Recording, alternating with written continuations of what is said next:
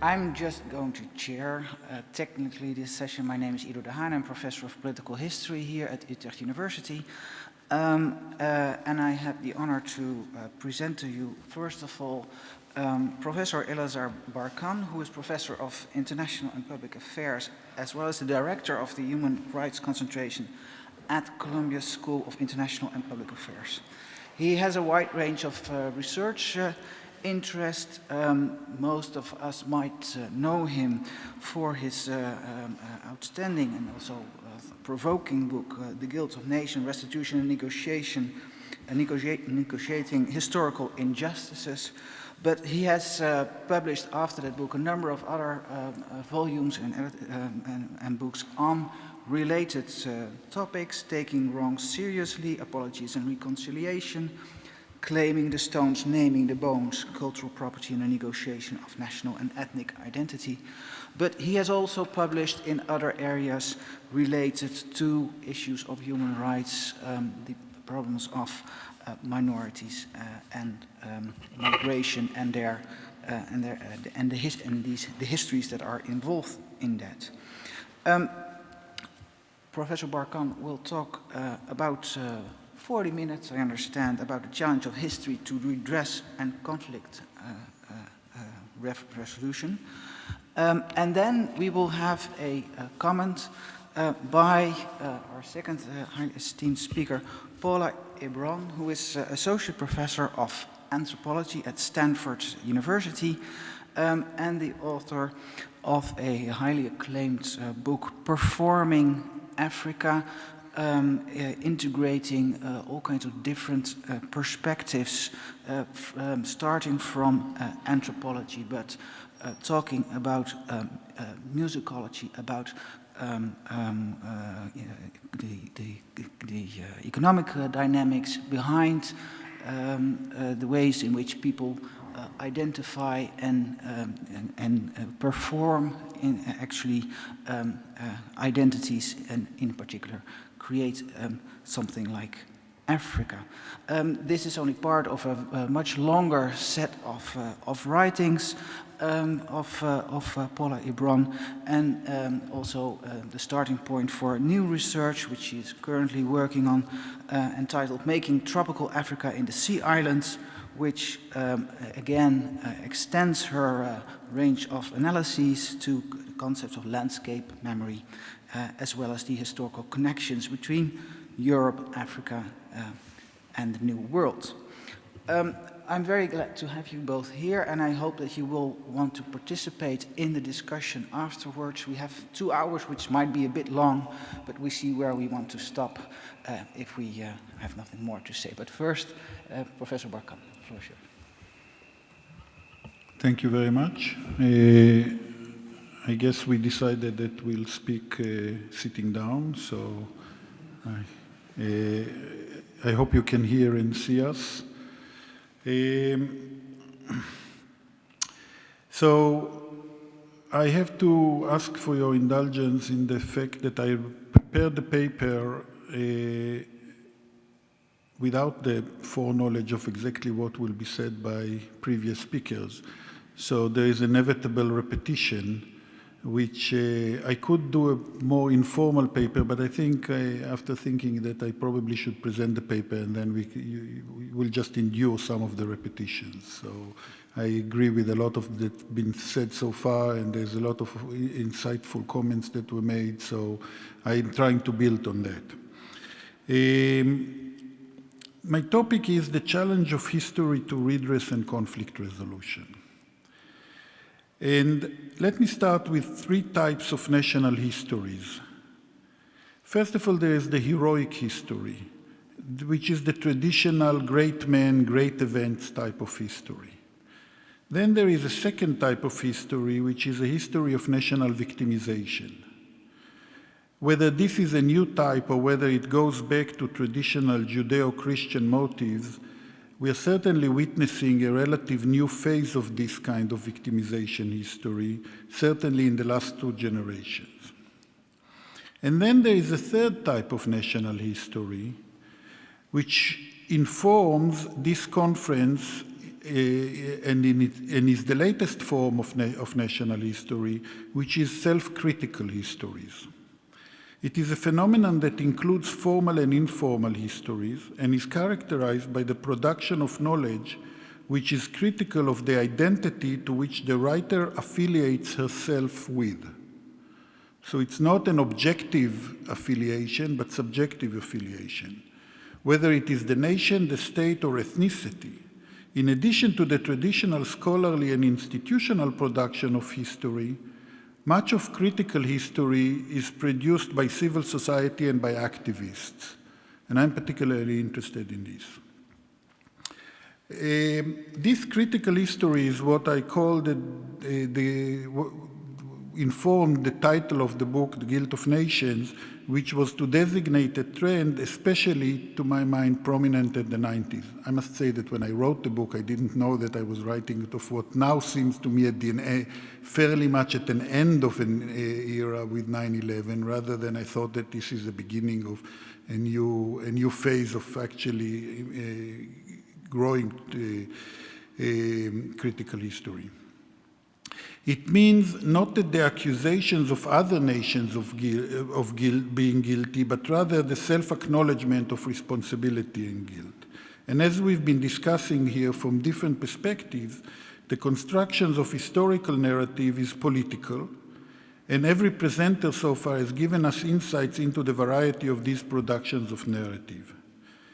What I would like to do is to direct our attention to the central role the politics of history plays in international and in intra-state conflicts. In the last few decades, as the result of the growing centrality of human rights, societies have come to pay greater attention to past atrocity crimes.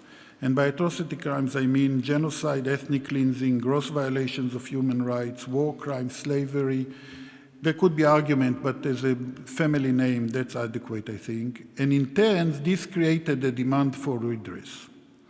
These developments coincided with the proliferations of cultural memory and commemorations, transitional justice mechanisms, reparations, and state apologies. The dramatic increased attention to historical injustices led to social and political movements around the globe, movements that demanded redress. Some of these demands have been successful, others failed, and still others are yet to gain momentum. Notwithstanding this increased role of history in contemporary politics and demands for redress, there is a critical area in which history plays a major role but is largely ignored by the public, by politicians, and by scholars. And I refer to the role of history as a tool in conflict resolution and reconciliation. The budding efforts to incorporate historical dialogue into conflict resolution consists of official and civil society efforts, including historical commissions, education, demythologizing nationalist histories, and constructing new historical narratives that take account of the various sides of a conflict. But before we come to this, I would like to describe briefly the state of the politics of redress in relation to crime of atrocity, in order to point to some of the more prominent social movements advocating redress, primarily in cases that result from the legacy of World War II, colonialism, both slavery and indigenous peoples, and sites of contemporary political crises from Northeast Asia to the Balkans and to Turkey. So we can see this in the parallel history of human rights and redress. So I'm starting by asking, what do we understand by redress? And suggest that redress is multifaceted and includes, among other things, reparation, restitution, cultural heritage, national and group identity, conflict resolution, transitional justice, and reconciliation. This discourse of historical redress exists in a space where history, memory, and contemporary politics interrogate issues of past wrongs and gross violations of human rights, both tangible and intangible, material and symbolic. The shared space constructed through this discussion revolves around the dilemma of how history and memory inform contemporary politics and how it is ignored by academics and policymakers, in particular around conflict and post-conflict societies. Some describe the demand for redress as a set of new rights within the general emerging expanding discourse of human rights. The demand for the right of redress is wide-ranging aspirational goal which is broadly manifested both in the politics of transition and is a tool in reconciliation. And as you all know, the possible redress includes retributive, which is the courts, the tribunals, the Truth Commission, restorative justice, which refers to reparation, restitutions of property, restitutions of cultural property, historical commission, and symbolic, which such as acknowledgement, apologies, which provide a forum for atonement. To understand the appeal of redress, we have to go beyond legal analysis to explore the centrality of historical narrative to identity, and many of you have done it, so I'm not telling you anything new, but its manifestation in discussing redress. This appeal revolves around the moral force of redress, which explicitly recognizes wrongs as a precondition for implementing human rights and possibly for conflict resolution. While the form of redress varies, in order to play a role in conflict resolution and reconciliation, it has to transcend the quest for justice, as well as the individual guilt and responsibility, and address the question of violations and suffering as manifested in group identity, paying attention to the ethics of rights and historical imagination. And this is, I think, where I pushed this analysis beyond transitional justice. For example, this is clear to the public in the case of Holocaust survivors. And while it's imperative morally with regard to descendants of slavery, it has less purchase politically. But what about places such as the former Yugoslavia, where repeated victimization replaces the clear delineations of victims and perpetrators, and where the memory of victimization is a political foundation for all parties in the conflict? This is more of a norm, I think, in conflict societies than an exception. So this brings into focus the intersections of morality, human rights, politics, and nationalism. While it is evident that the discourse has proliferated and that the volume of redress increased, we should ask ourselves, and I'm here rephrasing some of the conversations we have had in earlier discussion, are we to celebrate the proliferation of redress as a new international morality? Or is redress mostly a twist in contemporary escapism from moral responsibility, focusing our attention only on the symbolic? To ask it differently, we may wonder whether critics are right to view redress as an excuse to avoid dealing with and addressing harder current issues. How are we to think about the pessimism about redress, including the claim that it may aggravate either inter-ethnic religious relations and empower nationalists? So I think that we have, especially in the slavery and in contemporary slavery and in the various projects that we have had, very much this pendulum that moves between the desire to have impact in contemporary society and focusing on the symbolic, which is a critical precondition to impact the politics. So the novelty of restitution and redress in today's world is that it is done voluntarily. It is subject to moral persuasion and not to Machtpolitik. So what does that mean? I'd like to suggest that before World War II, there were no cases of voluntary redress or restitution. War crime, atrocities, mass violence, and genocide have all obviously happened previously in history. A forthcoming book on world history of genocide, which was news to me, ventures to state that there may have been tens of thousands of cases of genocide during human history. So we're certainly not talking about a new or exceptional phenomenon. Similarly, there have been endless cases of restitution and reparation. But up to the interwar periods, including the Versailles Treaty in 1919, it has always been the case of victors' justice. The victors demanded restitutions from the losers who had to comply. The issue of voluntary recognition of responsibility was not part of the discussion. Indeed, demand for and payments of reparation, and that's a critical aspect for contemporary work, sowed the seed for future conflicts. And as I discussed in the Guild of Nations at some length, that changes after World War II, and the critical case to my mind was the agreement between Germany and Israel, which provides a symbolic an example for other cases later on. And to the degree that we are doing the parallel to human rights, also in reparation, by and large, there is the Cold War freeze that actually does not does not let the development of reparation and redress really come into full force until the 1980s, similar to the UDHR, the Universal Declaration of Human Rights, which starts, but then the human rights discourse proliferates in the 1970s, 1980s, 1990s, exponentially each decade.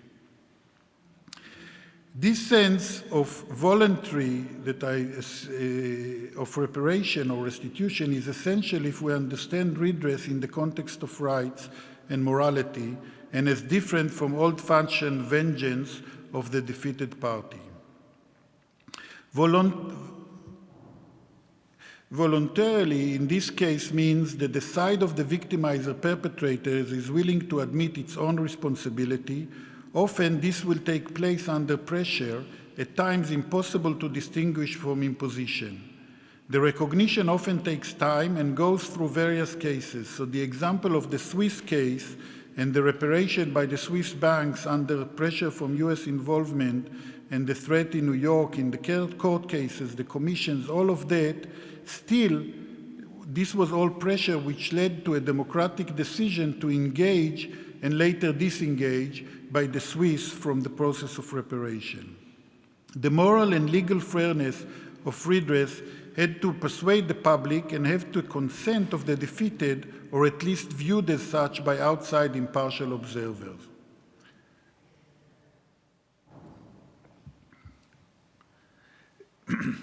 At times, the redress is imposed, but with a sense, or at least a claim, of being informed by justice rather than by retribution. The reality of the delineation is critical to determine whether we are dealing with redress or with vengeance. There is a difference between pressure, political and otherwise, and actual imposition. Pressure without imposition, a political constellation that leads to recognition by the perpetrators, in this case is voluntary. The uniqueness of the discourse of apologies has been that it also changed our understanding of victimization and expanded it to validate the suffering and claims of previously unrecognized victims. The increasing number of victims not only grew with time because there were more victims, but also because previously victimized groups were newly acknowledged. In addition, our definition of crimes changed to include historical crimes and to reclassify victims. Previous violations that were not amended and victims who were not compensated led to new claimants. New norms and reinterpretations of the past constructed narratives that placed previous victims as candidates for reparation. In this sense, I think that redress for slavery is morally easy, even if politically difficult. Easy cases are those instances that do not involve conflicted moral issues, such as the premise that liberated slaves or their descendants were never compensated and no one doubts that they were victims of slavery. But the case for reparation for slavery becomes harder in defining the forms and substance of possible reparation. as well as locating the perpetrators, the guilty and the responsible parties. Again, there's little doubt, I think, that slaveholders and slaveholding states were responsible agents, but there are political disagreements about the larger frame. What about Africans who were implicated in capturing and selling people to slavery? Are they as capable as slave merchants and owners in the West? What about the Islamic world? Should they be held responsible in a similar way? Is it a global issue or a matter of particular state? All of those questions have been rehearsed many times in the past, and have been very eloquently described in some of the papers that we heard over the last couple of days. The question turns morally complicated when the relative straightforward legacy of guilt has to be attributed to descendant entities, the state, institutions, and companies, even individuals whose wealth and identity go back to slavery. Similar issue engaged the determinations of who would be the potential beneficiaries if the evil of the legacy of slavery were to be addressed. And this is a real difficult issue, obviously, and in the US the topic was very prominent in public discussions in the 1990s, and always the question was, so Michael Jordan has to get compensations from poor whites, and that's always sort of the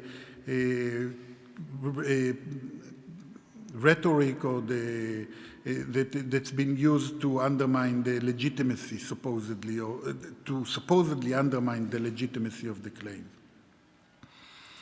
More controversial, who has to pay for the crimes? And that we had some conversations here in the discussions, and I would suggest that the answer to that is really not to think about the individual, but to think of the state as a corporation and the continuations of the identity within the corporation. So whether it's immigrants or whether it's people who never had anything to do with this, either as members of the state or with the slavery, I actually think that both morally and politically, with the right explanation, that's a relatively manageable issue with regard to reparation for slavery. Especially because there is no moral political argument that denied the immorality of slavery today. So I find this one, I think, to be the difficulties to be pragmatic and political rather than as moral and a matter of principle. So what are the characteristics of the politics of restitution and national memory? I think the restitution focuses national memory on controversial aspects of history, and when handled well, could provide a vehicle for conflict resolution, both intra-state and international. Restitution and acknowledgement are components of memory. It does not obliterate nor foreclose memory. It is not that we say, okay, so we have reached a redress agreement and therefore we can put it behind us. On the contrary, once an agreement is reached, this establishes a new version of a national identity, and we have more memory. We have more memory that we can build upon that recognizes the victims. And redress describes more a process than a closure, whether through judicial opinion to specific adversarial claims that have been made, a commission or a tribunal. The outcome becomes a further component in national and bilateral memory, and the acknowledgement is significant for the identity of both sides. It validates the suffering by recognizing the responsibility. Among the diverse forms of restitution for historical injustices, the common denominator is acknowledgement. Victims are most eager to tell their story. Victims are particularly keen for the perpetrators to acknowledge the crimes, to subscribe as closely as possible to their own, the victim's narrative, and to turn the suffering into a shared legacy. So I'll just give a quick example of Turkey and Armenia. It doesn't matter, almost, not that it doesn't matter, but it's secondary that the French or the Americans would recognize that there was an Armenian genocide. The real Armenian desire is for the Turkish state to recognize that there is a genocide. So it's really all of those negotiations are very focused and cannot, they cannot sort of, the acknowledgement cannot be outsourced. In that case, restitution may even pave the road for reconciliation. While restitution should not be viewed as a new beginning, it may provide turning point in the group's relationships. Often victims are willing to receive even token reparation as a symbolic recognition. This desire for recognition is insatiable, which means both that there is hardly ever enough of it and that any manifestation of it can become meaningful. The explicit acknowledgement by the perpetrators that they have done wrong and that they do it without being forced to is a form of voluntary recognition that has significant impact on redress. Obviously, these are first steps, which are inadequate if not followed up. The failure to provide reparation for slavery is exhibit number one, I think, for this kind of failure, that especially slowly Western leaders acknowledge responsibility. Usually it's an American president that flies to Africa to recognize it, not on American soil. But there is actually nothing that follows up, and that becomes counterproductive, I think. Sometimes the assumption that drives acknowledgement is that it amends the relationship between the groups and the people. Others criticize it as empty gestures. I think the specifics determines which is it. The importance of apology may be gauged by the resistance it faces. On its own, the process of evaluating the nation's history often does not take place because for those in power, it is easier to ignore the past. Ignoring history is a hard process. Engaging it is even harder, especially when we talk about self-reflective history. So what about history and conflict? The legacy of the past casts its shadow not only because of as a cause in the most horrendous of crimes, note Yugoslavia and Rwanda, but also in relative non-violent contemporary conflicts. So consider, for example, the bad blood in Northeast Asia, between Japan on the one hand, and Korea and China on the other.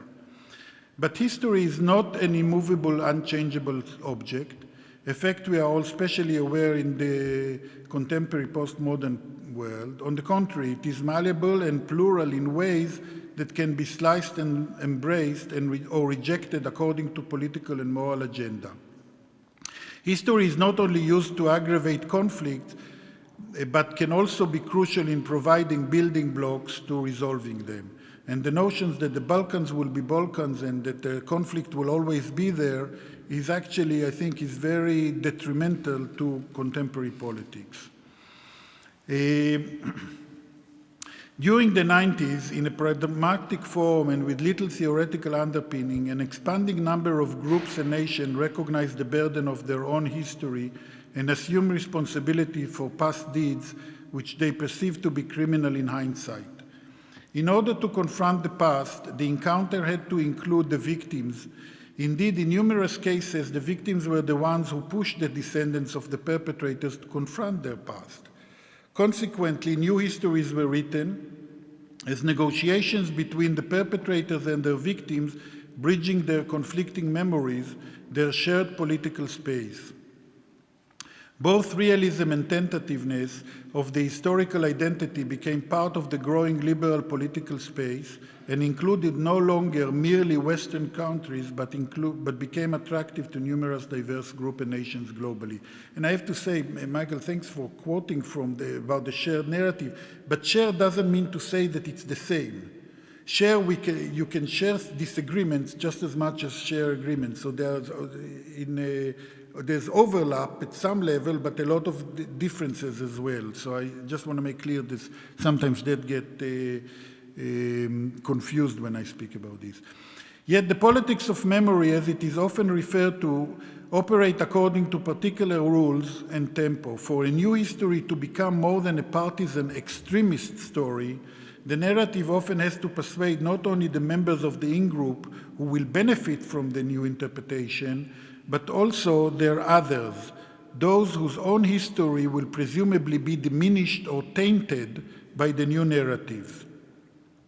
While the memory of historical enmity is often a factor in instigating conflict, no professional community today, which is engaged in promotions of human rights, peace building, or international justice, attempts to address the political challenge presented by the memory and the history of conflict.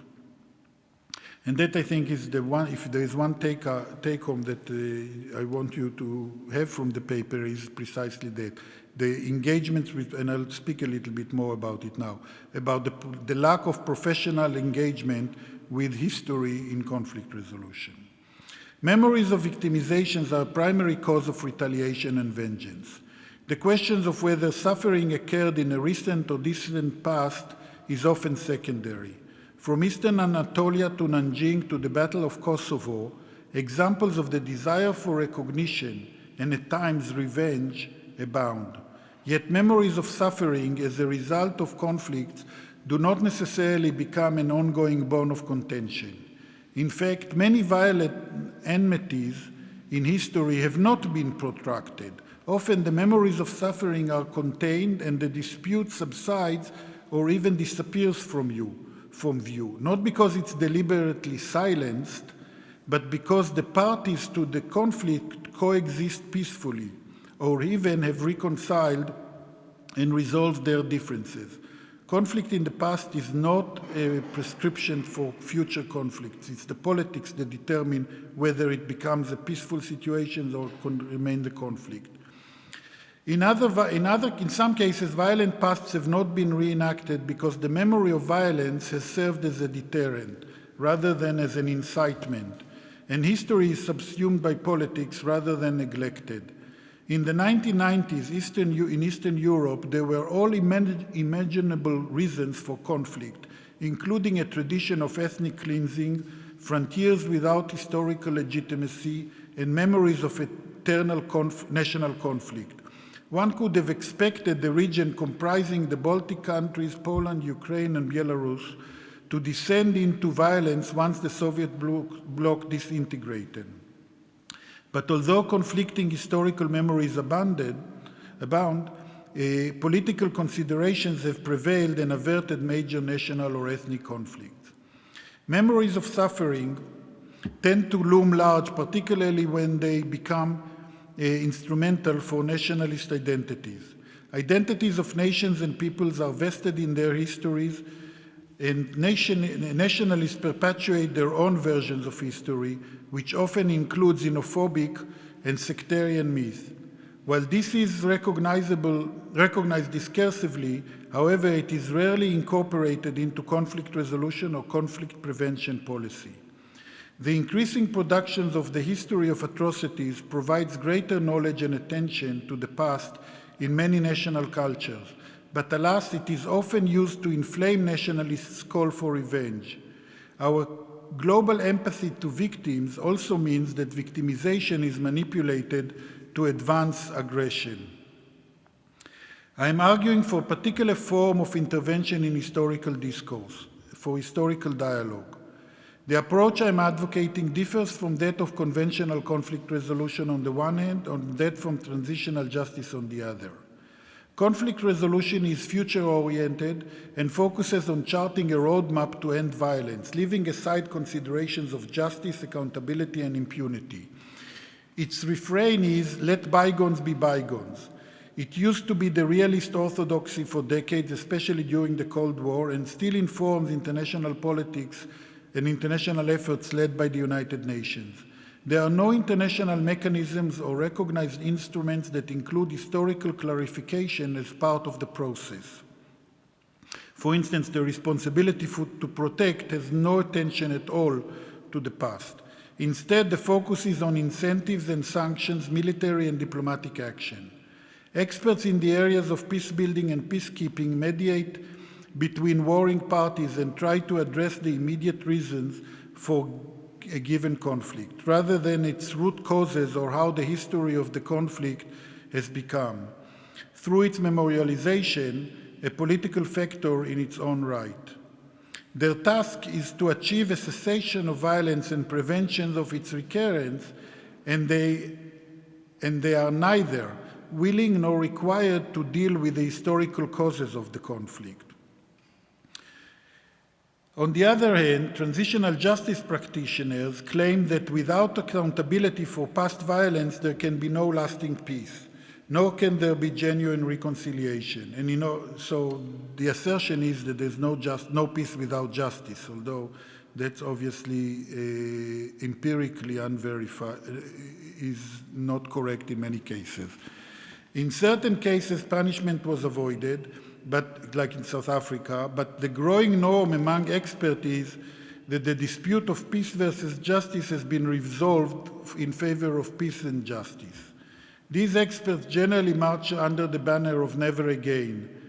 The relations of these efforts to reconciliation is much more ambivalent. While the conflict resolution professional privilege peace over accountability, and transitional justice experts see peace as complementary to, if not dependent on, justice.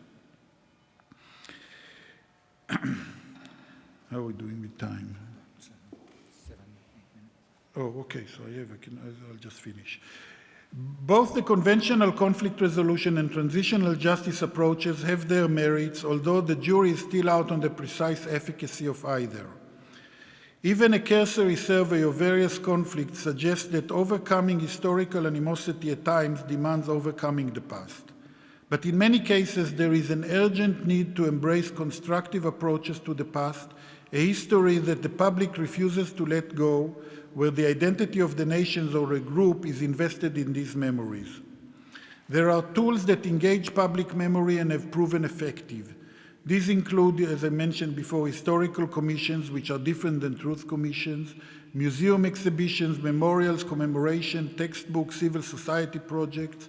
The dilemma is how to shape these cultural productions toward historical reconciliation and not fall prey to nationalist xenophobia, because the same methodology is employed very much by nationalists in every country.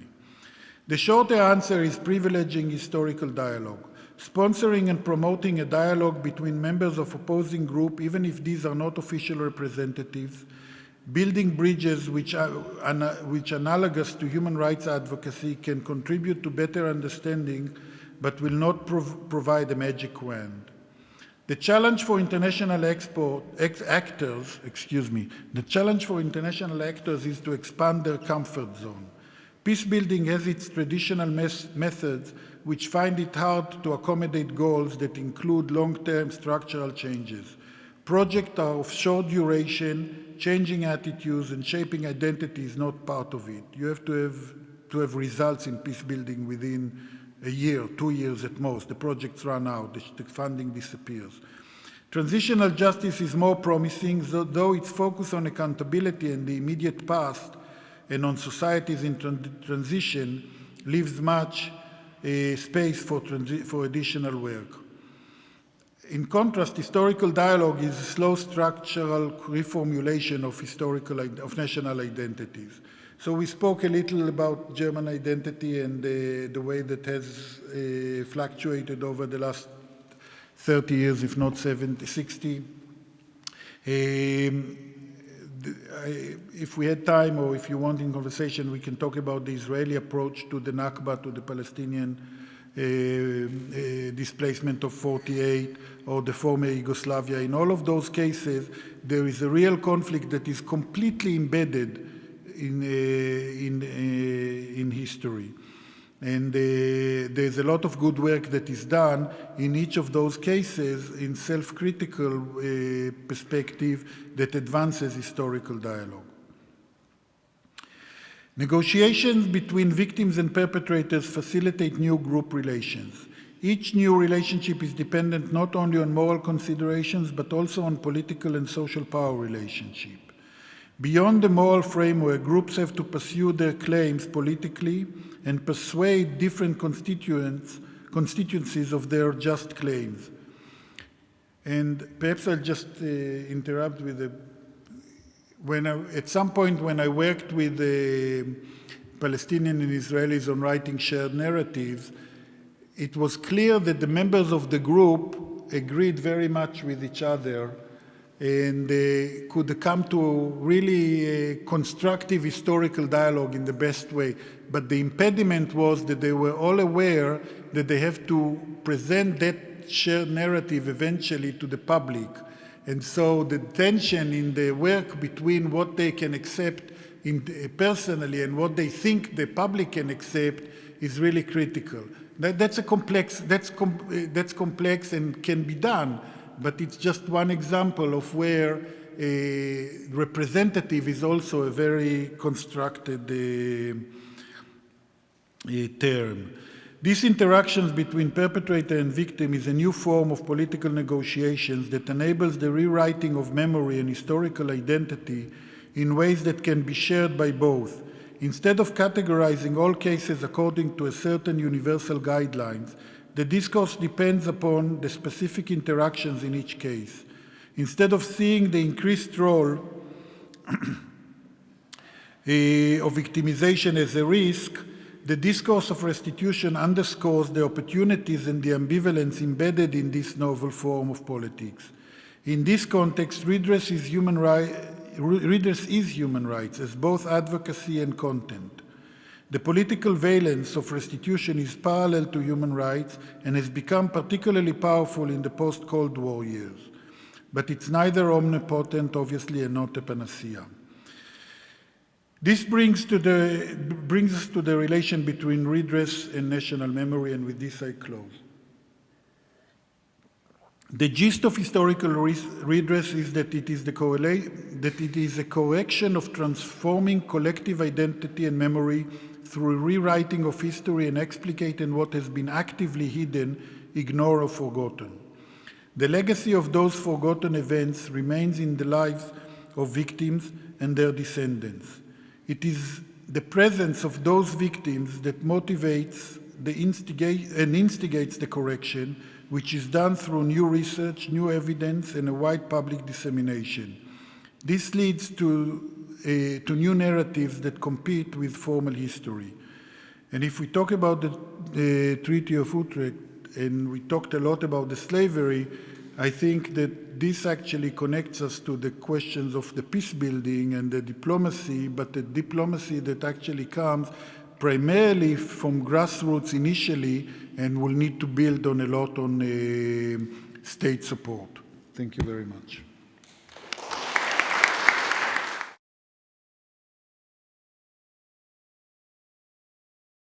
So, Paulla, Ebron has, I'm sure, a lot of interesting comments, and the floor is yours.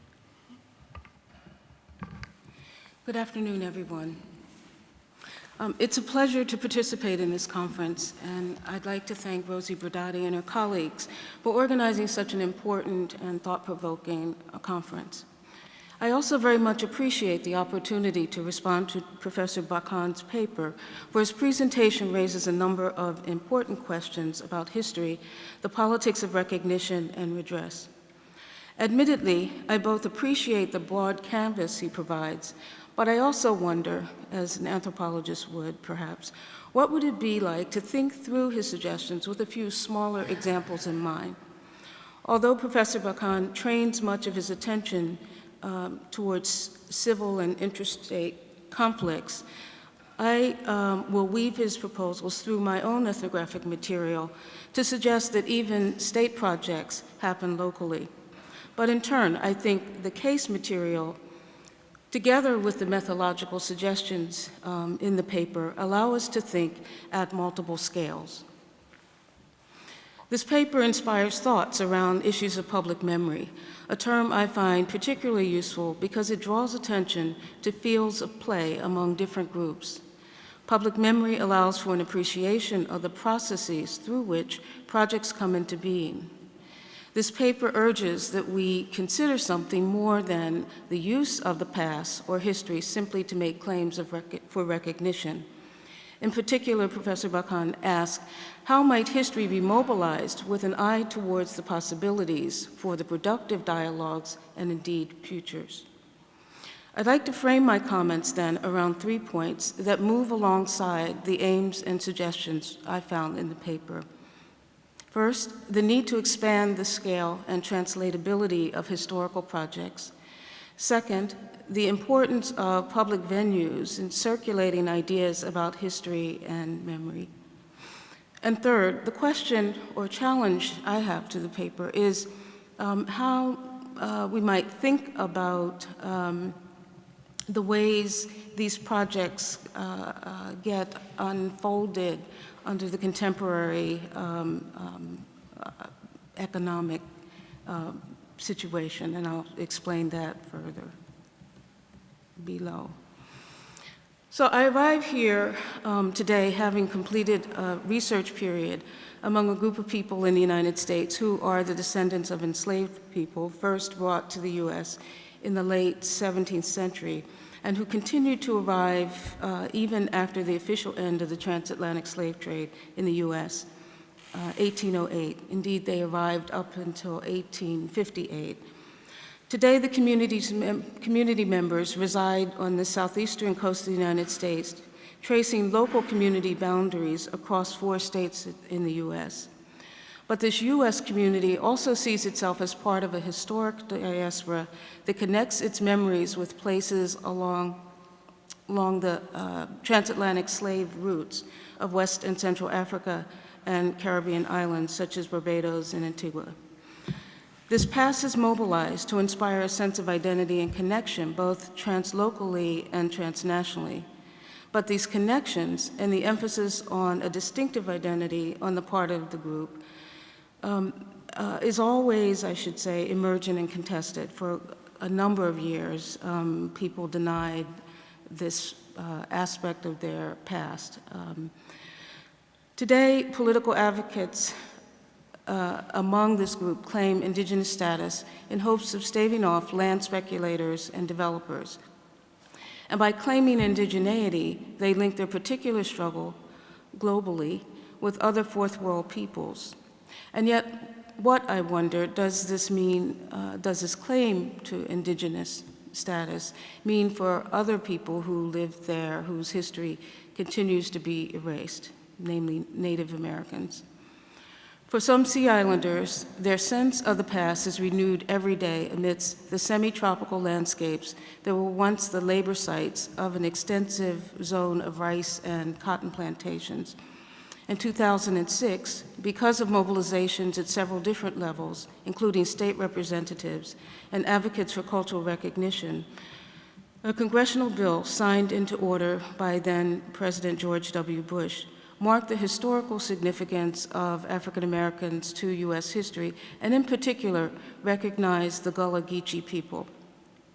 They are now in the midst of working out what is known as the Gullah Geechee National Heritage Quarter, a project that necessitates strategies for working within, but more importantly, beyond one's local community and across various interest groups. And I should say that while this corridor is marked as a national corridor, very few people in the US still know of its existence. So national, but the constituents who brought it into being are really relatively few. Wasn't put before a national vote, shall we say. What then are the challenges to history and memory concerning commemoration and the politics of redress?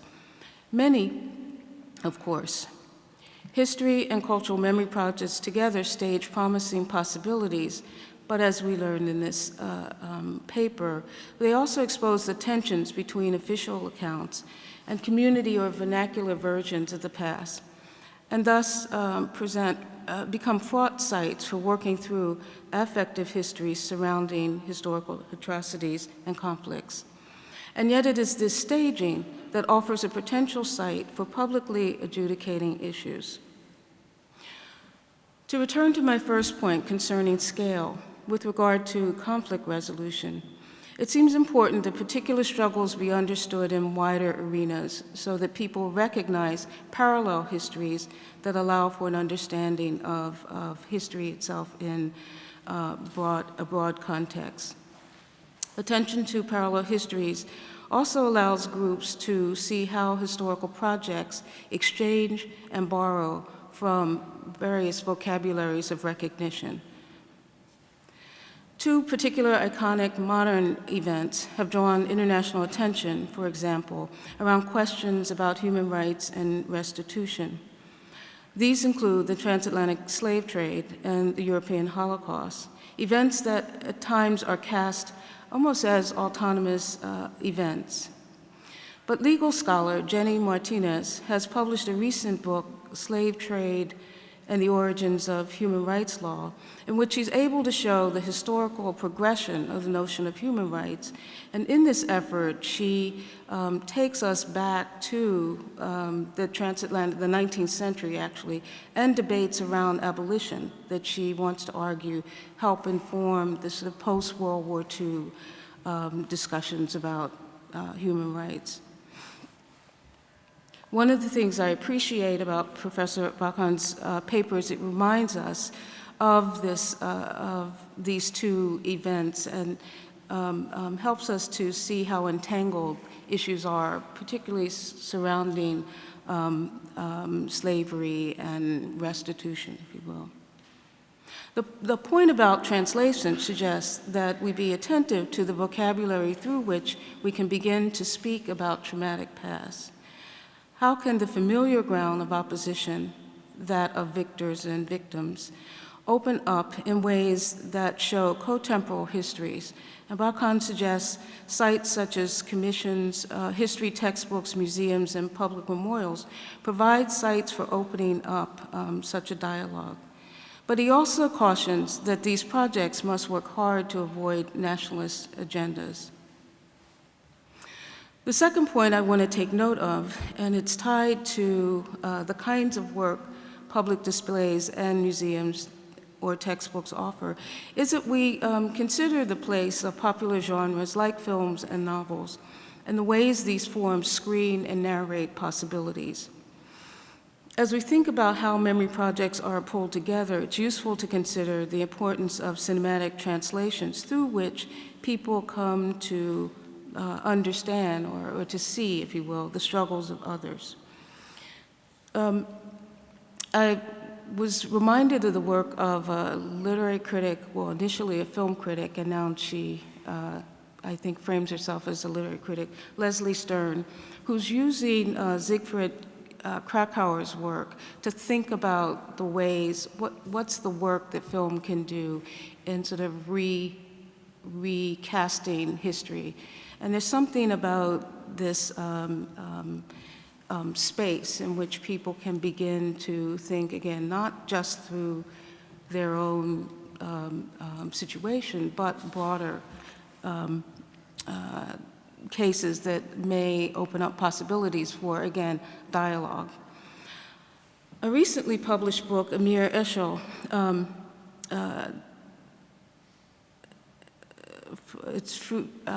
I can't remember the title, it's something about the future. He points to the kinds of work that literature can do that, and I think he suggests that history can't quite do, at least if history is imagined in the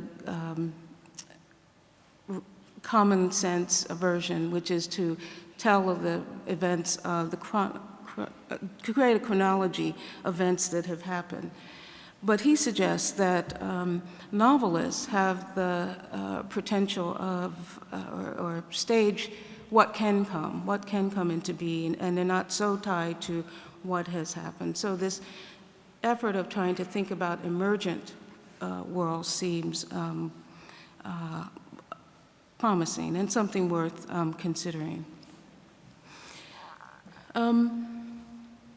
The question of film, though, came to mind even in thinking about the Sea Islands, when I've been spending a great deal of time and now appreciate what it means to try to translate a visual text into words, how many times you have to see the thing over and over. But this project has been one of trying to think through the same text, but told two different ways with a little over 25 years of a gap. And one of the things that the first version of the film, which appeared, I think it was 74, was one in which the screenwriters and the directors were quite caught up in trying to use this as a ground to talk about social justice and even redress. But the second film, which aired in 2006, 2007, recast that same story that seems very much in the frame of what, for the shorthand, of a kind of neoliberal era. So this brings to mind my third point that suggests that many of the struggles over public memory and issues of compensation and redress for past wrongs take place under the current conditions of neoliberalism. What then are the implications of the growing retrenchment of public support by the state, and a much more interest in trying to cultivate private financial investors and collaborators? The group I mentioned earlier provides an immediate example of those who are all too aware of what it means to live with contradictions.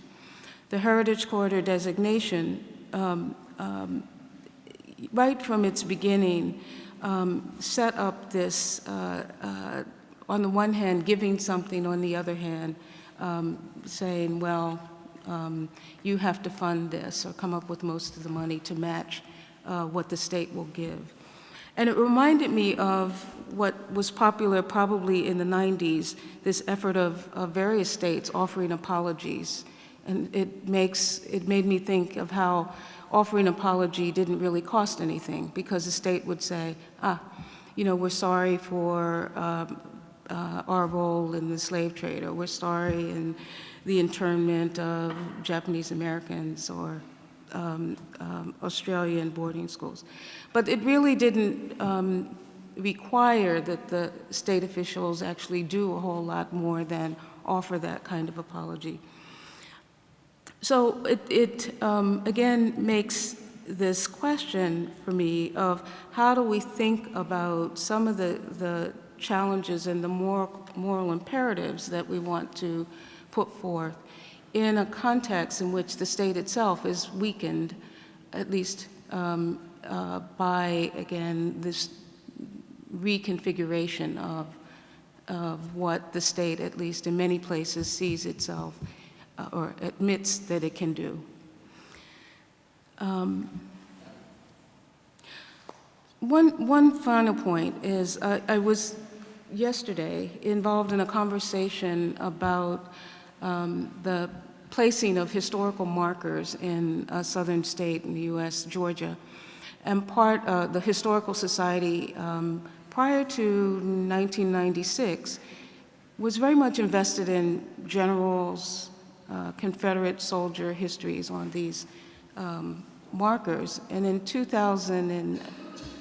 1998, there was a turn and an effort to work with community groups who had not been part of that history, but also then to think about others, but to make the narrative itself much more inclusive. So there's a very short amount of space to tell the story, but the Historical Society's agenda is to think about this kind of inclusive plaque as a way. The projects have to go before a board, and they only pass if they can tell a story that's broad enough to include more and more people. Well, needless to say, the 1996 people now claim that they're the victims of multiculturalism and they're being excluded, but no one took down the old signs to begin with, or they haven't rewritten them. But it's again, this site of discussion, and a productive one, so that people who have actually wanted to sponsor because they can afford to pay for the whole thing themselves, markers on plantation owners are now being urged to consider, well, how was that plantation maintained? So you can see this, and the project doesn't get through unless there is some agreement on this more expansive kind of history. So in the ways that we've heard a number of times today, or the last probably 2 days, of trying to get beyond this sort of simple binary of victims and perpetrators, I think what's very exciting about Professor Barkan's paper is, again, this push, this urging that we think differently about history, to think of history in a more dynamic and expansive way, and that we begin to grapple with new ways of telling both narratives, so-called official narratives and counter-narratives, in a much more comprehensive way. Thank you. Thank you.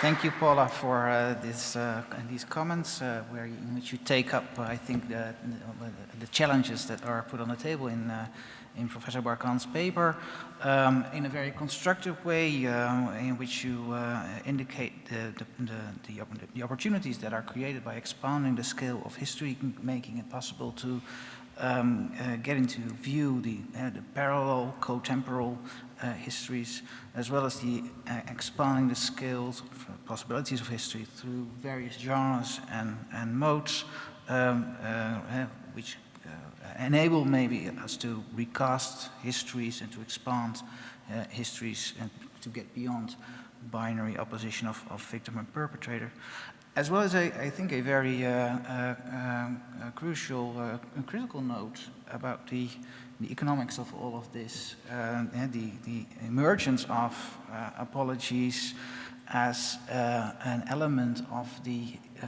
economy of a free lunch, I guess it is, of the 1990s, which might be just an indication of the weakness of many of the states that have all the burdens of and the costs of capitalist production put upon them. So maybe a short reply from Professor Barkan, and then we take questions from the audience. Well, thank you for the comments. I think the main issue is that it's a good illustration of the way in which the production of, so that the difficulties that exist in historical dialogue, even under almost perfect conditions when there is no conflict, it's basically the closer we get to any event, the differences exist and are magnified.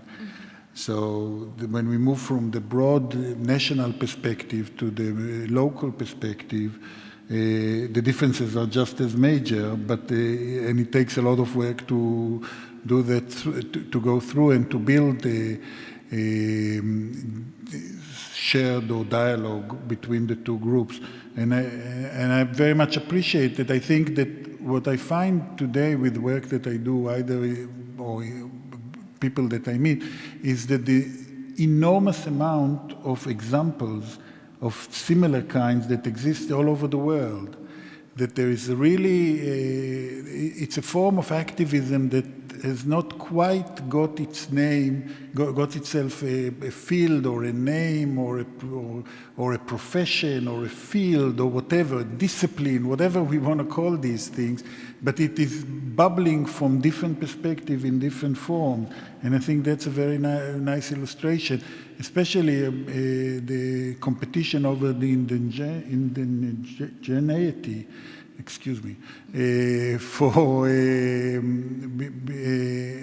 which is something that, when you look at it from the outside, is not self-evident at all. Yeah. So, time for questions, and there's a microphone if you want to have Anne and you. So maybe we collect first a couple of questions, and then we first Anne maybe. Yeah. And okay. Vimanutu, thank you very much, both of you, for the presentation and the comment. And I would like to ask you, to challenge you basically, to say some more about education, because when we talk about colonial legacy, slavery, redress, conflict resolution, and the important initiatives from civil society, from activists.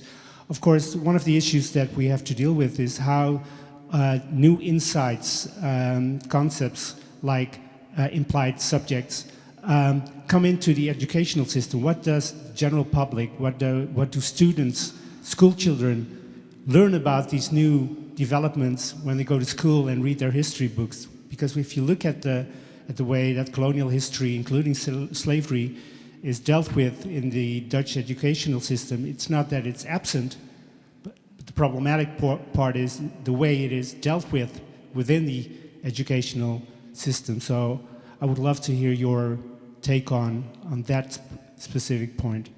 Okay.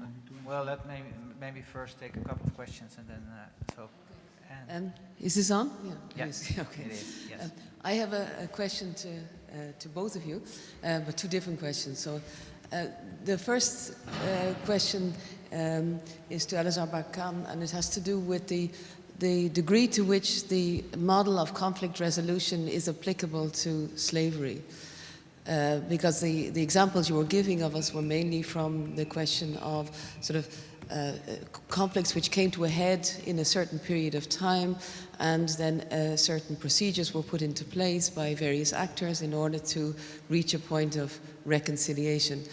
And one could think of as a parallel a case of Northern Irish peace process, where the question of apology has been extremely important, and where the apology was centered on one particular event, particularly the Bloody Sunday massacre, which was then interpreted by many people as an apology for everything, and for some people even an apology for 800 years colonialism. So the point is that it was figured within a particular moment of crisis, which then becomes the catalyst for the change in the social relations.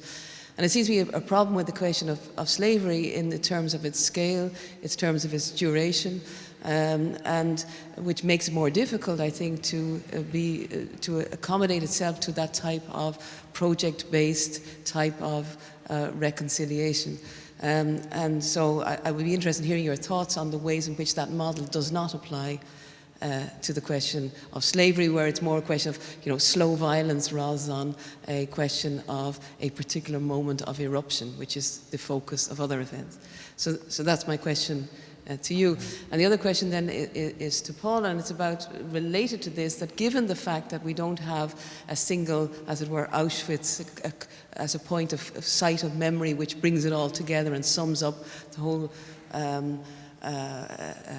experience and event of slavery, would you then say that the imaginative, the arts, and the notion of storytelling has a particularly important role to play in trying to figure that long-term violence into some sort of a story which people then can identify with? Because I was very struck by your suggestion that the arts were providing an alternative platform to the, as it were, state-initiated types of more formal rituals. So I'd be very curious to hear if you think that in this case that the imaginative arts, and obviously Toni Morrison and Roots and Alex Haley have been very important in this, but I'd be interested to hear if you think it has particular importance given this lack of a single site.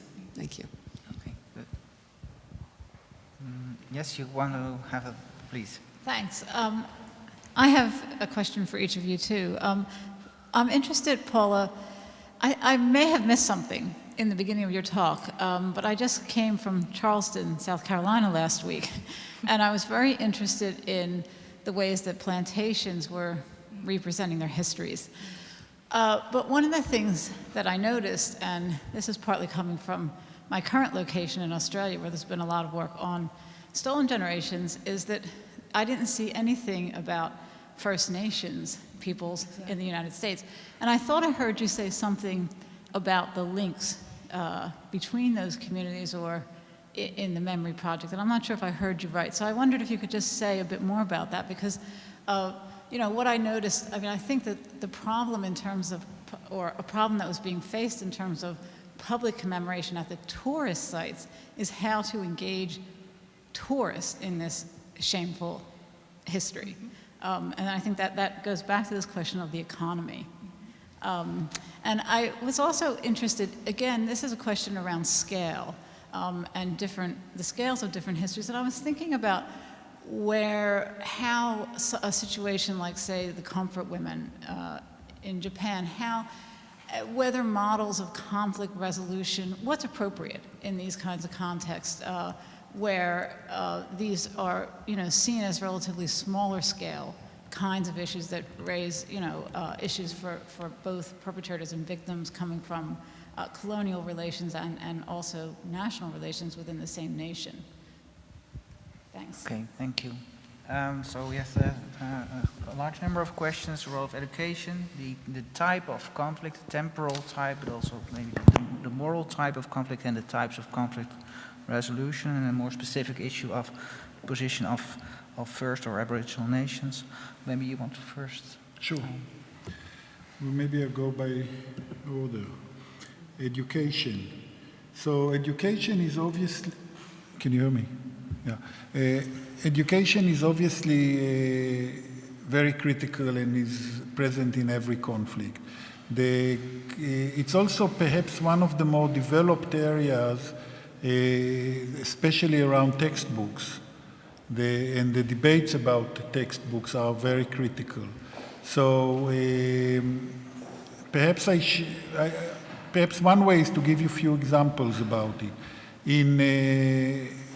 There was the famous debate in the textbooks, in Japanese textbooks over the World War II, over comfort women, the exclusions of the comfort women, the conflict with Korea and later on with China, and that speaks actually to the question that you asked now about the comfort women, and actually all the questions in terms of the issue of scale. And whether it has to be, what's the relationship of the scale or the event, or whether it's focused on a particular instance. And I think each case is different in this sense, but there is no prescription. It's not that if there is no constitutive event, there wouldn't be energy that is invested in one or another aspect of the conflict. I'll come to the examples that you gave.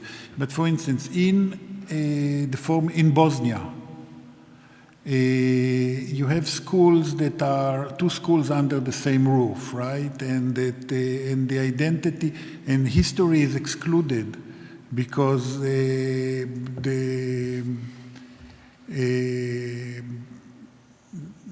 high representatives, or the office of the high representative, thought that would be too conflictual.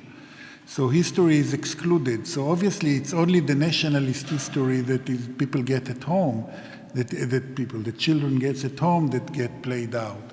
In Rwanda, history is excluded.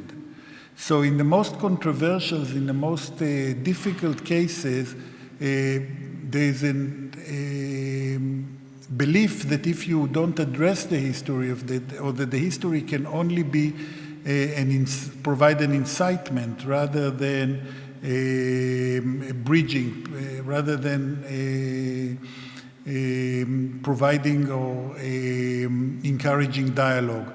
And that's what I tried to emphasize when I spoke about the question of field, or the questions of and the relative to conflict resolution in that case, because the professionals, since they are not familiar with history and with historical teaching, are trying, those that are engaged in peace building try and shy away from history in a controversial manner. On the other hand, you have cases of very, very interesting examples of textbooks that are precisely trying to work this dialogue. I guess the best example I'm familiar with is a Palestinian-Israeli textbook that was done, but again, shared narrative is more complicated in this case. So what they did is they did both narratives on two sides of the volume, and in the middle left space for the students to put their own comments. That kind of a book, which seems very innovative, produce a consensus a consensus response from both the Palestinian Authority and the Israeli government. They both forbade its use in any kind of form, whether in or out of school. So history is really a very dangerous tool from nationalist perspective, because it can undermine a nationalist perspective, and can provide an area of a space for a dialogue. Perhaps one more, I don't want to go on forever on education, but one more important thing is that it's not only what the textbooks do. The problem is that what you have in reality is that the controversial points are a small part of a longer history. The teacher has to cover a lot of material. She goes into the classroom, and then the kids go home and tell the parents what they learn, and then the parents come back with retribution, if not, or with anger, because what are you teaching our students if it's a compromise dialogue, if it's an anti-nationalist dialogue? So there has to be a hell of a lot more support system for actually to implement that kind of things. But that requires both experience and a greater vision from the education authorities. And that is hardly the case in conflictual situations. So it's basically a challenge. I'm sorry? You want to address also the other? I can start. I can say something. Yeah. Okay. I just heard a very dynamic lecture, and it's someone who teaches he's a university professor, but intro to probably African-American history. And one of the things that struck me about the way he approached history was to get at the things that sort of come before the textbook even sets out the plan. So he had us think through, to look at an image, for instance, which engages students interactively, but to unpack the image we saw. And one of the things that people were able to see is what preconceptions students, even in junior high school, what preconceptions they have, and then what actually, if you thought about Africa differently, if you unsettled the foundations of some of this, then you might actually understand a much more complex story. Now, of course, history is, its traditional mission is to sort of build up that kind of nationalist agenda. But I think there's been this turn, at least in some circles, to think that students really need much more interactive engagement. And someone yesterday said to me, they had students take the footnotes and trace them back, so that in fact you're not telling them what to do, but to actually explore ways of being, if you will, kind of historians in their own right, or to understand the way historians pull together a narrative. So it doesn't answer the problem of, at least in the United States, where you have to pour in a bunch of facts, as it were, as they get constructed and they come out with a state test, and you either make it or you don't. But we still have this set of questions right. about the nature of the conflict, the long-term nature, and the modes of reconciliation, also whether literary narratives might be an answer to that. Is that something you... Well, there's still a couple of questions that I... so first of all, about the applicability of to slavery and the questions of Ireland. And I think those are different, obviously very different. When you talk about the former Yugoslavia and when you talk about the Serb and the Croats, it's a very different situations when you talk about all the conflicts of slavery that are over the memory of slavery are within the state primarily. There's not been, and clearly not between warring factions. So it's a very different enterprise. But I think a lot of the examples that we see of historical dialogue does come from similar instances where it is very much a post-conflict situation and where there is a potential. So the differences between post-conflict and and reconciliation, which is a different phase of the post-conflict situation. And I think that the reconciliation is very much appropriate. Now, if you look at the methodology of conflict resolutions, of bringing the two sides together, listening, the various stages, etc., that's very applicable to both civil society and for historical dialogue. But I think that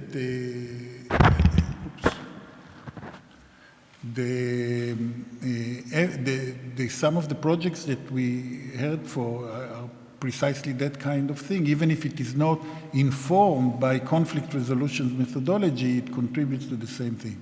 So just a word about Ireland for a minute, because you raised it.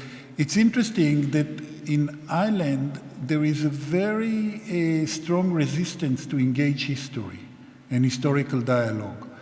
The Bloody Sunday was a judicial inquiry, very empirical, so it's not a postmodernist perspective. We don't know what the truth is, we can't establish empirical evidence, etc. It's just live and let live. And the idea is that we don't engage, each one has its own history. I'm very skeptical, having visited Belfast and seen all the murals and all the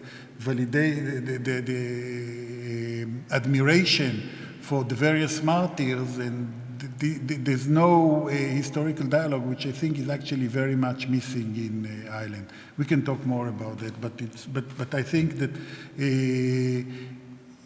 not all commissions are alike in that sense, and some of even the Bloody Sunday, which is perhaps one of the most expensive commissions and most meticulous that produced, everybody focuses on that because it becomes non-controversial, the Bloody Sunday, but ignore the whole context, which remains as controversial as ever, and avoiding engagement. And I think that's a real problem in Ireland in the long term. With regard to the comfort women, and I'm not sure that I understand what the scale is there, because the comfort women is not a small thing, it's a huge thing. So, in fact, if I would say that, if I had to venture a hypothetical that I would hopefully would never have to explore the plausibility of it, I think world peace is most endangered precisely around issues that with comfort women is one of them. In Northeast Asia, because I think that the conflict between China and Japan and nationalism and Korea is, whether it's get to a conflict or just an economic warfare, is really I mean, the horrific conflict in the Congo or in some other places is much more violent, but it doesn't endanger world relations as much as those huge economies. And what do they fight over? They don't fight about trade. They agree on trade. On few islands, in each case there are different islands, on the comfort women, on historical textbooks, on legacy of colonialism. It's all history in Northeast Asia. And so in that regard, I think this is one of the most volatile historical areas in the world, with potential huge impact. I can go more into it, I don't know. But the question of scalability is still standing, even if the example, I'm not sure that it's... the only thing that I think in terms of scale, what's unique about the comfort women is that when the movement started, there were no identifiable victims. There was the category, but the victims were not present. It was not a narrative of individuals who, only few came up later, but the movement gathered momentum with no examples of actually living victims. That, I think, is very interesting in its own way. We can continue.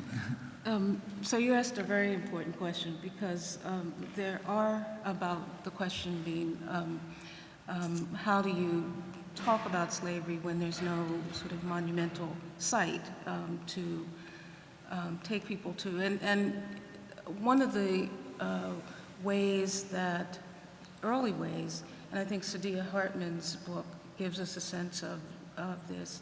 What's it, My Mother? Lose Your Mother, yes, of people trying to do homeland tours, going back to slave forts in Ghana or Senegal. And more recently, and I see it very much tied to this tourist industry, there have been very localized sites that become, there's a place in Georgia called the Weeping Tour, where large numbers of enslaved people were sold somewhere 1850s, I think. There's Toni Morrison's Bench in South Carolina. So people have tried all along the way to come up with their local marker, if you will, to the slave past. But the striking thing is that there's a cohort of people, they're really a certain age group that's very much invested in remembering that, and younger people are less attached to those sites, I think. And so what has begun to happen is people have tried to think, well, how do we link those little spots to contemporary issues like the large numbers of people in prisons and getting younger people much more engaged in why history is important. But it's very diffuse. And the thing that's funny is that when people heard about the Heritage Quarter, then Chicago wanted a Heritage Quarter, and it had nothing to do with what the initiative was for the Gullah Geechee Heritage Quarter. So the idea of, again, tourism driving this thing of, let's have something people can come to, you know. And it's a bit of a departure from, I think, the energy that went into going home, if you will. But the beginning part of your question asks about the role of novels and films, and I do think it is a way of drawing people in. And one of the examples I had in my comments and didn't mention is in 1977 and 78, Roots came out, and then the Holocaust in 78. And those two films, actually directed by the same film director, really did allow at least African Americans to understand something about the Holocaust. Meantime, in Gambia, I was told that Roots was used as a textbook for high school kids, and that's how they learned about U.S. American slavery. So, and I think, literature has the ability to create an affective world that draws you in a way that we're led to believe history is just not capable of doing that, but. Okay, there's still time, I guess, for another couple of questions. I didn't answer yours. The difference is about indigenous history. Oh yeah, sorry.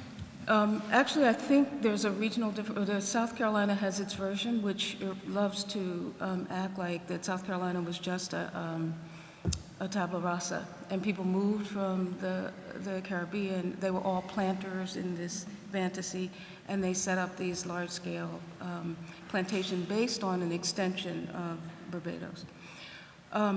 In Georgia, actually, there's much more discussion, and I didn't realize that until the last 2 weeks, of Native Americans, in part because there were these very intense wars. They went on also in South Carolina, but they have managed to hide that, you know.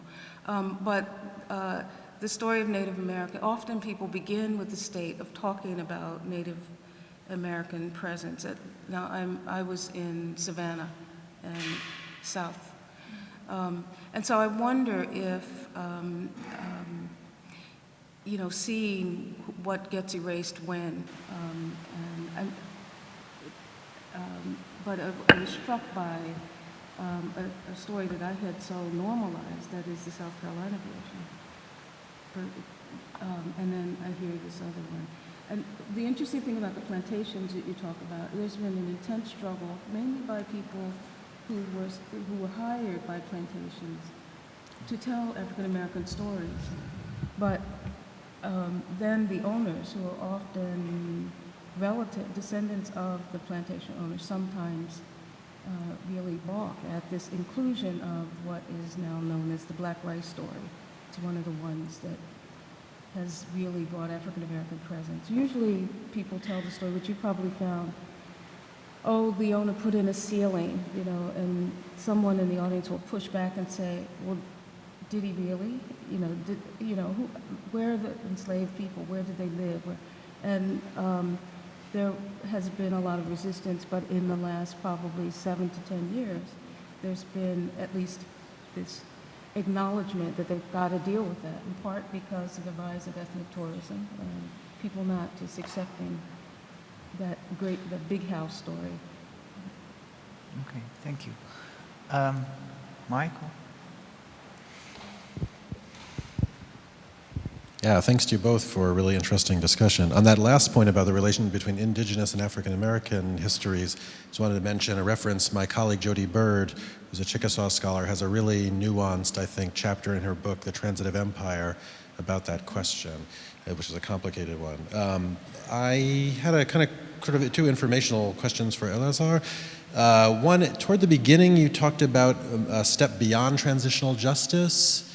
And I kind of missed the point that you were making there, and I wasn't sure if it was the same one that you came back to later in terms of the historical dialogue, but if you could say a little bit more about the relation of what you're talking about to transitional justice, I'd appreciate that. And then I was also just curious what your take was on the response, I guess I'm thinking of French historians to like Henri Rousseau, about the way that historians are drawn into political and legal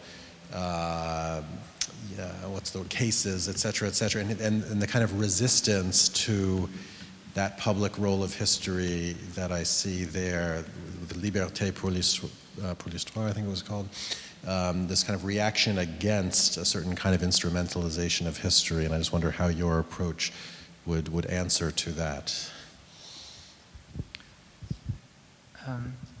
If there are no other questions at this moment, then maybe you want to... Yeah. Okay, these are two really central issues to my work. The first one about transitional justice. So transitional justice, more than the theory, the practice, it focuses on testimonies, it focuses on issues of accountability, and usually looks to the judicial process, whether semi-judicial or formal court, as the main form of justice, as a form of accountability, as a form of towards peace. And even in the best of cases, transitional justice is very limited. There are very few people who are brought to court. In the most extensive cases, it could be few tens, but we're talking about whole societies that are involved in huge violence. So I know someone can bring the questions of the gacaca in Rwanda that had, I don't know what is, 100,000 people that were 100,000 cases. That's obviously not few, but also it's not what we usually envision in terms of I wanted to say traditional. It's precisely the traditional, supposedly, format that include the gacaca is the courts that in the community in Rwanda where people talked about with their neighbors about the crimes, and then, but it's a whole complicated story. It engaged the specific crimes, but not the differences between the communities. And so when I talk about historical dialogue going beyond the transitional justice, it's really to engage the identity and the beliefs that people have, that the communities have about each other. And especially the long-lasting fears and the nationalist perspective, and how those can, through self-critical analysis, being undermined and challenged. Now, just like it's an enormous project, there's no doubt, But just like human rights, we notice it when human rights are violated, not when human rights are being fulfilled. So it's the fact that there's such a huge mountain to climb in order to achieve human rights doesn't dissuade or minimizes, only encourages the work. And I think that we're not quite there yet in terms of historical dialogue. Even the intellectual, as your second question alludes to, even the intellectual justification for that within the profession is very doubtful at this stage. I think it's, let's put it in a very simplistic way. I don't have great sympathy for historians that in principle, advocate not to get engaged with public aspect. I think it's a luxury that as a profession, individuals can certainly have, but I think that the idea of leaving the historical field to nationalists, it's not that history is not consumed. Academic historians sometimes have the misconception that they own the field. But actually, most of the history that is being written is popular history. It's being written by popularizers. It is written by nationalists. It's very much, as I mentioned at the beginning of the paper, the three types of history. It's really the nationalist history, which is infused also with a lot of victimization now, the nation as a victim, not just as a hero worship, that instigates a great deal of conflict. Now, I appreciate what Henri Rousseau and others are saying about the difficulties, whether it is difficult to present an argument either in court or in public that is sophisticated and complex, and to try and dilute it, so to speak, to simplify it. But I think that's a real responsibility. Just like, all of this conference, we've heard about the issue of how do we engage the public in kind of sophisticated and complex projects, and historians should not be excluded from that challenge. It's difficult when you have an expert witness, and the adversarial court room is not very hospitable to a sophisticated argument, and the historian vexing about whether it's exactly this or whether it's exactly that, and the evidence don't support a very strong and affirming action. That is perfectly good and reasonable difficulties, and that historians would shy away from it is very reasonable. However, I think that even if you don't engage it in the court, there are some, and there's been some good work that was done in the ICTY by expert historians, even if with all the limitations that Richard Wilson shows in his book on the historian as an expert witness. Richard Evans did with the Holocaust trial, with the Lipstadt. So there are very good examples of really great efforts that historians did, even in the court. But I think that more than that, there's a lot of energy of being involved, professional, of being relevant. And I think that for historians, that's an issue that can really serve. I'm very, how shall I say, disappointed, but that's overstating it. I don't have great expectations, but that historians as a profession, people are really, don't work in group, they don't work, they're not publicly, by and large, publicly engaged, but they work on their own, and they say, I'll put my work out there, and we'll see what it will do. That's the traditional way. What could happen is that there could be some greater engagement. And I think that what I presented earlier in the papers, what I mentioned is, that's why I think the most of the work that is done in the production of knowledge for historical dialogue is done by advocates and by younger people that are doing very specific civil society projects that are the equivalent or the mirror image of human rights advocacy. It's also done in the same way. Maybe you want to still respond to these issues? Or? You know, I struggle with seeing history as one thing. I always think history's not a thing. It's a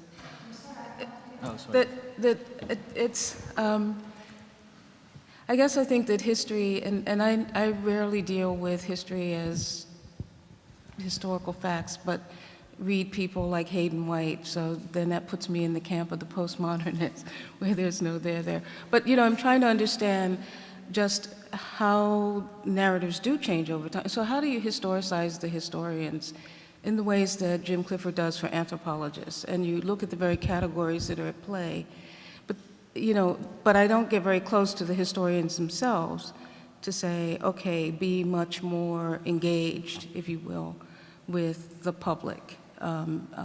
Conversations going on.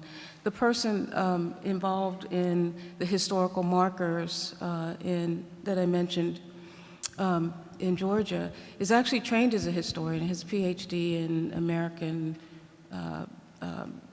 Jeffersonian history or something that, like, oh yeah, okay, if you say so. But he really does take seriously this. I mean, he's in a position in which the historical society has to interface with the public. So therefore, he has at least taken it upon himself to actually then think about these kind of competing narratives and how do you present a historical account that's more inclusive. But I mean, in many ways, it's ideal, but I feel like probably many academics are, including anthropologists, afraid to get too close in for being marked as advocates or, you know, political in some way. I mean, we still, at least in practice, many of us keep this distance between an engaged relationship with the real world, if you will. You know, it comes to us after the fact, and we like to write about it, some of us, but to be right in there and struggling through the very processes seems to be, well, let's say a lot more could be done. Yeah. Okay, maybe, there's still a question there and one in the back. So the last two questions and then I just want to make a comment in the light of the discussion that's been going on. I mean, certainly in the UK, historians as a profession are an extremely conservative, with a small c, discipline, deeply conservative, marked to death by empiricism, thinking that, you know, you cannot speak unless, you don't want to speak unless you can absolutely prove the words that you're saying with a relevant document. Terrified, actually, of getting involved in public debate, of being labeled as political. So that the field is indeed occupied by popular historians who are not fearful of these matters. And I mean, if you look on not on the bookshop out here, but if you look on the shelves of normal bookshops, you know, the vast amount of material that's being produced is now military history, written by popular historians, plus, you know, endless. I mean, in Britain, we just get the Tudors 50,000 times over, or, you know, red queens or white queens, or, I mean, it's just extraordinary, the amount of, I mean, thousands of volumes are pouring out all the time, so that the place of critical history in relation to that is so minuscule, actually. And there was a really, I mean, I described yesterday the issue of compensation to the victims in Kenya. There was the most incredible television encounter between Sir Max Hastings, who is one of the very strong right-wing historians, military historian in Britain, who had absolutely, on television about the news, he had absolutely no hesitation in talking in the most shocking ways about, that could not possibly be based on evidence, about the practices of so-called Mau Mau perpetrators in Kenya. And a young woman from Cambridge struggled valiantly to, you know, to undermine the way in which he was talking. But the capacity to speak like that, with that absolute confidence, it's just, It's not how historians talk for the most part. I mean, as you're saying, complexity, layered, you put that together with the empiricism in the British context and the fear of being labelled as political, and it's pretty silencing, actually. Right. We have still one final question, Nicole. Yeah, it's going in the same direction. It's about the role of the historian actually engaging in public debate. And I wonder, I mean, the moment how university develops at the moment, scholars are judged by journal articles, not by getting involved in debates, also trying to bridge the gaps there are between academic scholarly debates, then in civic society, NGOs, and then you have the communities who have a different kind of dialogue.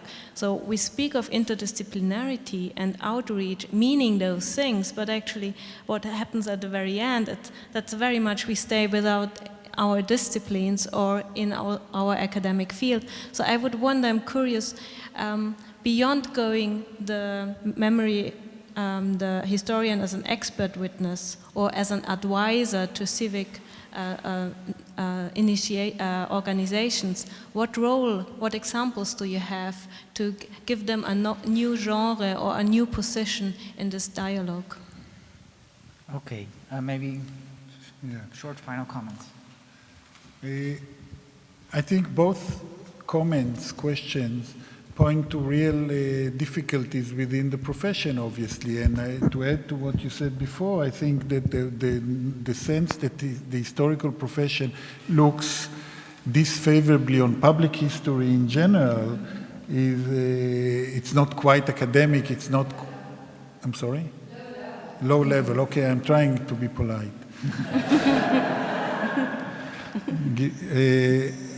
It's really, to my mind, it's very distressing. Now, that's why I was talking about the challenge is to create a new field. And that's what I spoke about, actually two different fields, and I didn't talk about historians as a field, because I doubt that it can come internally.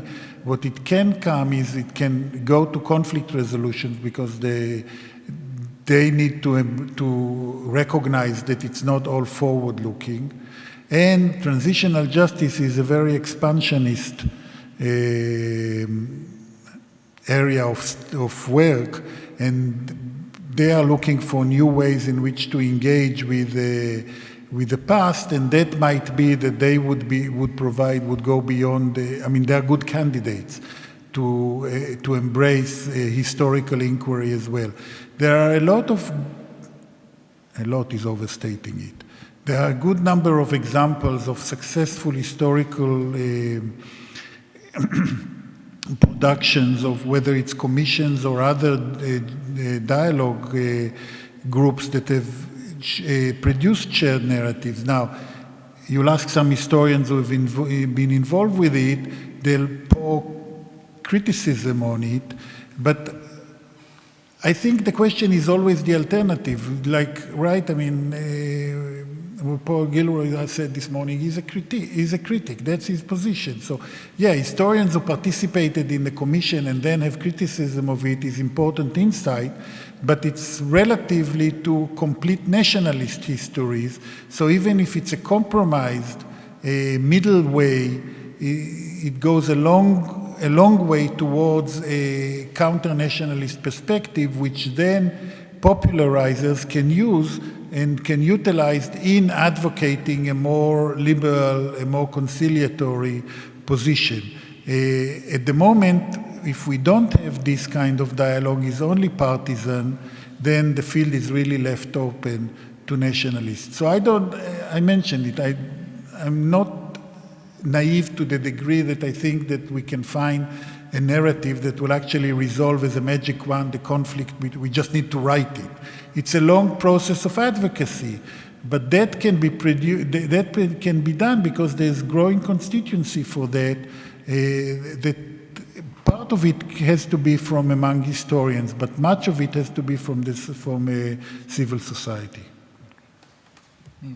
So, I have a question for those of you who know the history of history. Is there something particular about this moment that I mean, historians have always been, there have been traditional historians always doing sort of empirical work. But I think about, say, the work of E.P. Thompson or Hobsbawm. I don't know if they were trained as, or Raphael Samuels, if they were trained as historians, not to forget actually feminist historians. And, you know, so that moment of 60s, 70s that really made an impact in the wider public. And so my question is there something about the retrenchment of, say, probably actually the 80s, 90s, when it seemed like certain historians had a very, presuming they were trained as historians, had a very prominent role in sort of engaging the world around questions of class, gender, and then ethnicity? Okay, I think this is a very good question to take home. We expect reports in another week. So no, we end this session with my thanks for both speaker, Professor Barkan, for his talk and for your comments, and of course the audience for staying put, and also for the wonderful questions. So thank you so much.